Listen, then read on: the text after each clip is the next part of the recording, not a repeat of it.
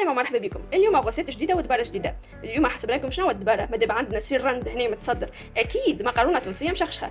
الاساس بنة المقارونة الكل في الصوص نتاعها، دوك شخشخوها بالرند باش تطلع مقارونة مشخشخة. حطيت كونتيتي نتاع الزيت، نعرف مش برشا شوية، ما نحبهاش برشا ايدام انا، دونك حطيت الزيت معاه الرند، وهنا باش نفوح بشوية الفلفل الشايح، وعلى جنب نجيو لهنا اللفاح نتاع المقارونه نتاعنا. عندي مغرفه شطره مغرفه كبيره نتاع فلفل احمر، عندي مغرفه وشطر نتاع قهوه كليل وزعتر، وعندي كيف مغرفه وشطر تابل، وعندي شطر مغرفه كرويه. دونك وهنا عندي راس ثوم كامل نظفته وخسيته بهذية، واكيد طماطم الحكه. ننطلقوا على بركه الله. مش نحط اول حاجه اللفاحات هذم الكل مع بعض، اللفاحات وتوا مش نحط الكونتيتي، اشطر الكونتيتي نتاع الثوم اشطر فقط، ومش نحط 4 مغارف طماطم كابوس. هيك مغرفه، هذه 2 كابوس يعني معبي على الاخر. دونك 4 مغارف كابوس طماطم حكه يجيو خسك شطر حكه طماطم.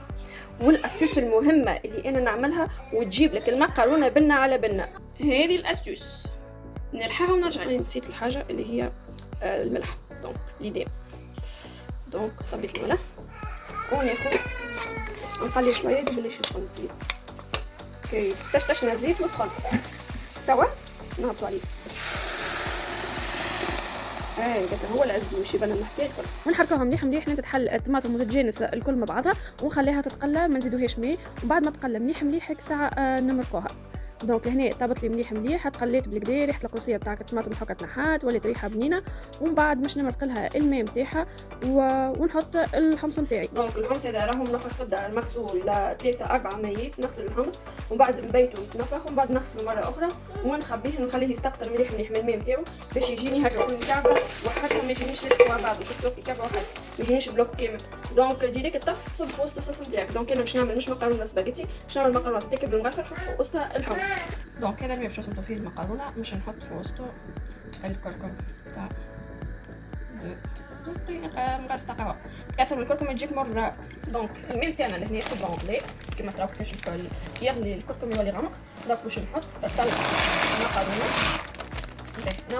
انا عندي 2 انواع راهم تاع مقارونه نحب ديجا نسيت بيه. مهما كانت نوعيه المقارونه بجاه ربي لا طفيو الوقت تاعها.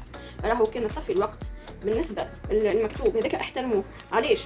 الجماعه اللي عندهم السكر نتاع السكر، المرضى بالسكر ولا النساء اللي عندهم سكر الحبيله والا هذاك، اذا كان طيبتها ناقصه تنفخ الكرش وتوجع الكرش، كان طيبتها يابسه، واذا كان طيبتها طريه اكثر من اللازم راهي تطلع السكر في الدم.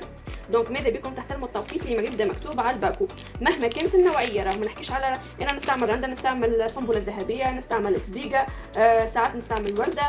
دونك هذوما راهي مقارونتنا باهيه وطياره، اما جوست احترموا التوقيت المكتوب على المقارونه. دونك حطينا المقارونه نحركوها باش ما تلصقش في بعضها، ما توليش لك موطه واحده دوبا ما تمس السخانه ديريكت لازم تتحرك.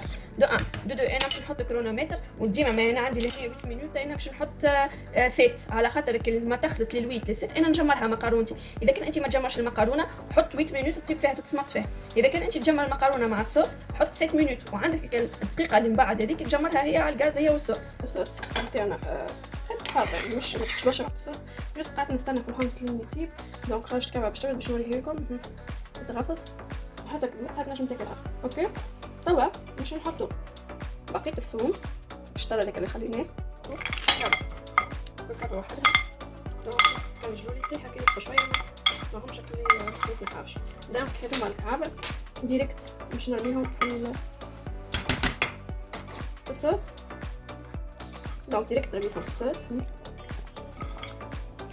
لازم الصوص تغلي ونغطي عليهم. بالنسبه لكعبه الكعابر اللحم والا كعبه البنيدق، راهو ما تبقى من فيديو سابق نتاع مرقه اللوبيا بالمالح والبنيدق ولا مرقه المالح بالكعابر اللحم. دونك كل واحد يسميهم. لهنا خديت البواله نتاعي، نرجعوا لهنا. دونك خديت البواله نتاعي حطيت في وسطها الكونتيتي تاع الصوص اللي حشتو بها سامحوني، ونحيت كعبه البنيدق ولا الكعبر اللحم باش كي نحرك ما يتهراوش ويجيو مفتفتين ومشوهين. ونحط لهنا المقارونه نتاعي بشويه ونحركها مليح ونخليها تتجمر لمده دقيقه كامله. اكل نحيتها وقت الكويسون، خاطر انا الكويسون تاع السمطان تاع المقارونه راني سمطتها في 7 دقائق. توا مش نزيدها دقيقه كامله نجمر فيها المقارونه. انا نحب هكا، وكل واحد والذوق نتاعو وكل واحد ورايو. دونك هذه طريقتي، ان شاء الله تكونوا استفدتوا، وسامحوني على اصوات تاع الصغار ما يحليلهم الكلام كان وقت تصوير الفيديو ولا تصوير الصوت. دونك راكم ان شاء الله في فيديو اخر، في وديعة ربي.